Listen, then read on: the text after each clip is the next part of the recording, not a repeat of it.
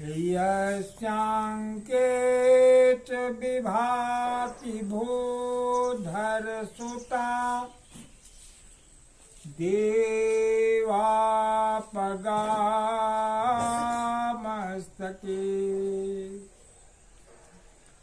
भाले बाल विदुर्गले च गरलम यशोरसी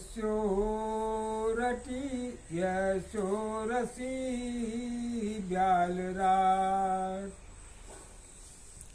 सोयं भूति विभूषणा सुरबरः सर्वाधिपा सर्वदा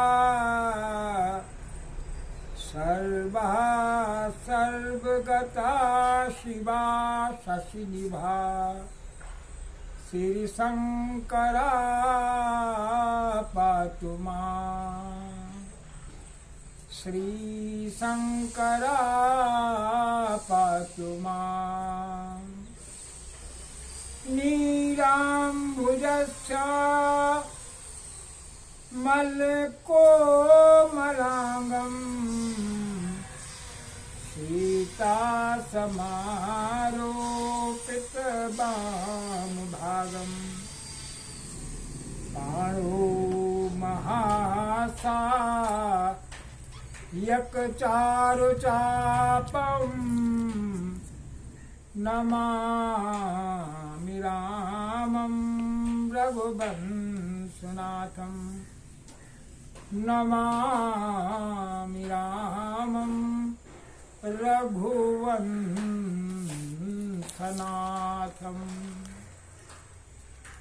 गुरुर्ब्रह्मा गुरुर्विष्णु गुरुर्देवो महेश्वरा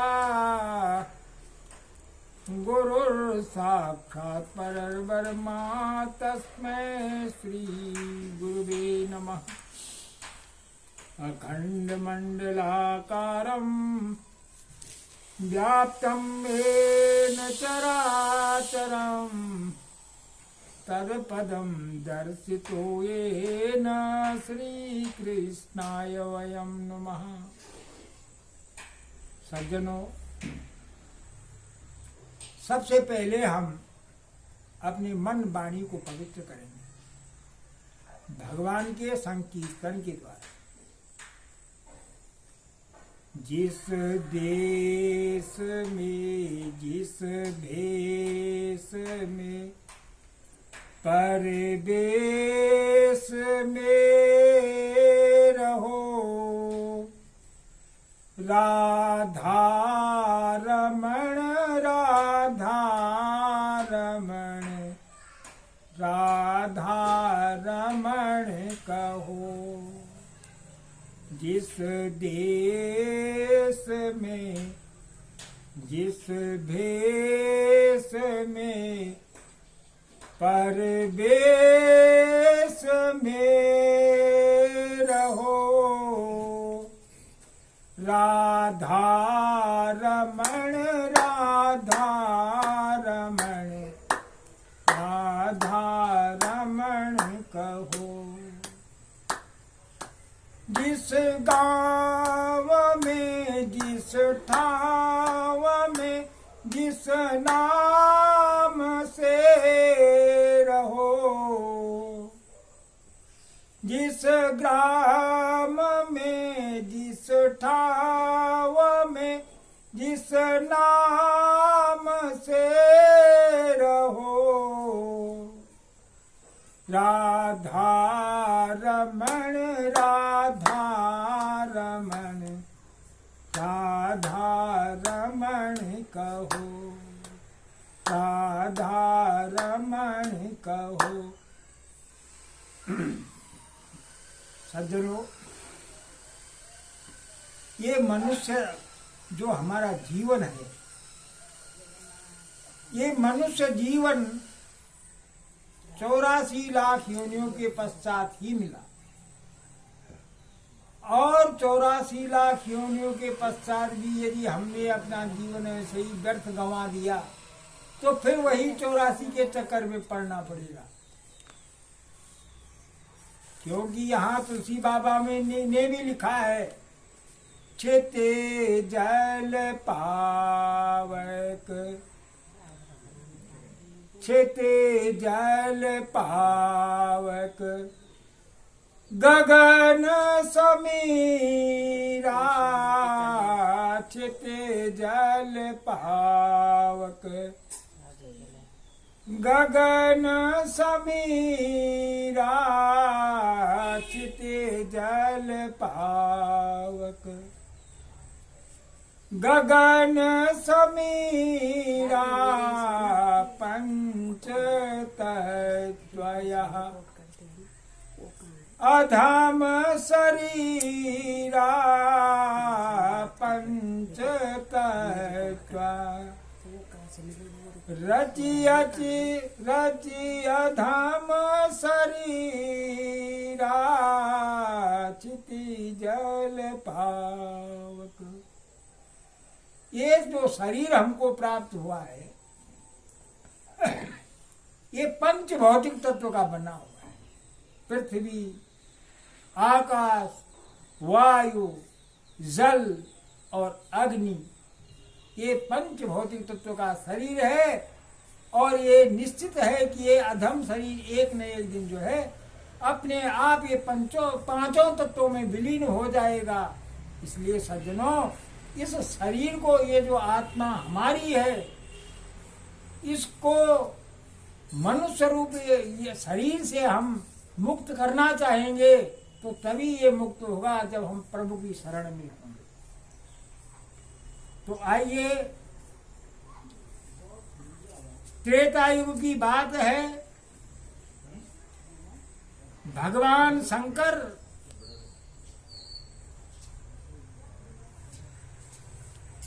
मां जगजननी भवानी को लेकर के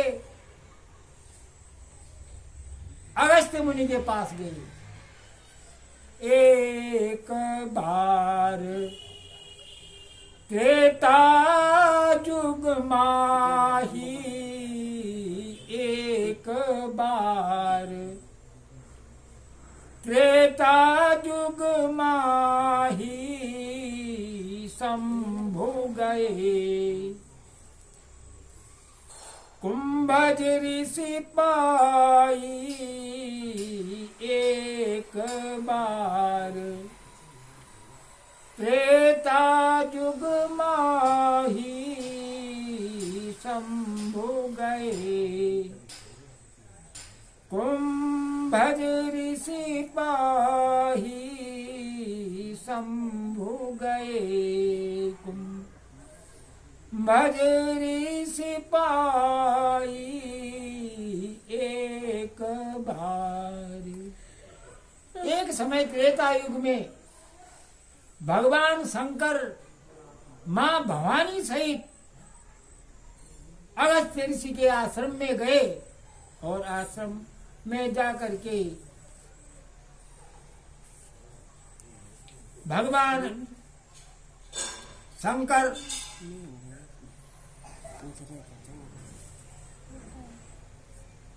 की पूजा ऋषि किस प्रकार से करते हैं।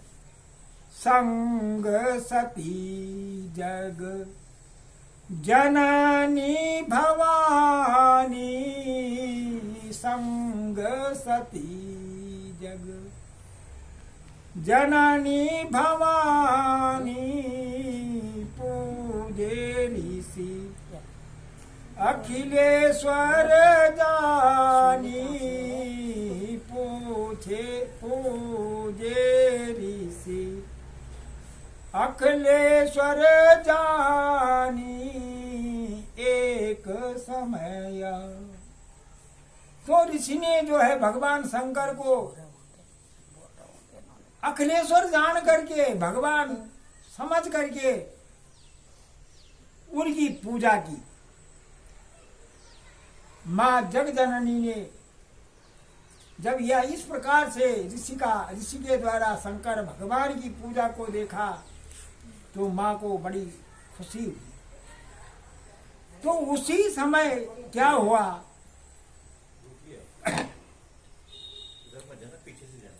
शंकर भगवान ने मुनि से कहा, प्रभु हमको जो है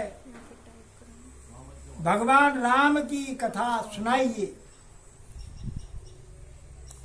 राम कथा मुनि बरज बखानी, राम कथा मुनि बरज बखानी, सुनी वो महेश परम सुख मानी, सुनी वो महेश परम सुख मानी, जिसे पोथी हरि भगति सुहाई, ऋषि पूछी हरि भगति सुहाई, कही शंभो अधिकारी पाई, कही वो शंभो अधिकारी पाई। मुनि अगस्त्य ने राम कथा विस्तार पूर्वक जो है भगवान शंकर को सुनाई, और शंकर भगवान ने परम सुख पा करके मान करके कथा को सुना। ऋषि ने शिव जी से सुंदर हरि भक्ति पूछी और शिव जी ने उसके अधिकारी पा करके रहस्यमय भक्ति का निरूपण करवा दिया। और मुनि सन विदा, मुनि सन विदा मांगी त्रिपुरारी, मुनि सन विदा मांगी त्रिपुरारी, चले भवन संग दक्ष कुमारी, चले भवन संग दक्ष कुमारी। जब कथा सुनी प्रसन्न होकर के मुनि शंकर भगवान माँ जगजननी को लेकर के अपने कैलाश पर्वत की ओर चलने लगे, तो उसी समय क्या हुआ, भगवान राम जो हैं अवतरित होते, और जब भगवान राम अवतरित हुए, शंभो समय आते ही राम ही देखा, शंभो समय आते ही राम ही देखा, उपजा हृदय अति, उपजा हृदय अतिक संदेहा, उपजा हिया अति हरसो विशेषा। तो उसी समय राम ने इस पृथ्वी का भार उतारने के लिए लीला की।